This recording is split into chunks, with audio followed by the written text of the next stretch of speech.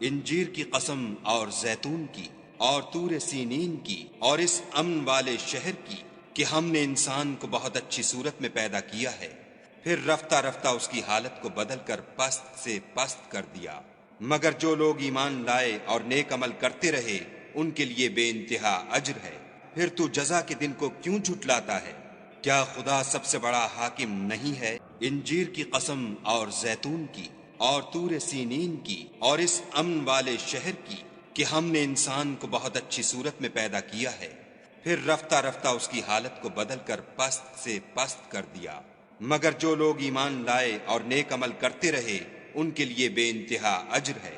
پھر تو جزا کے دن کو کیوں جھٹلاتا ہے؟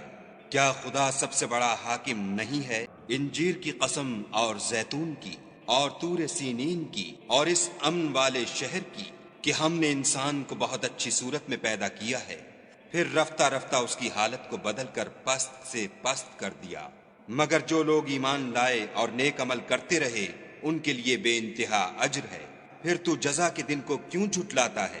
کیا خدا سب سے بڑا حاکم نہیں ہے؟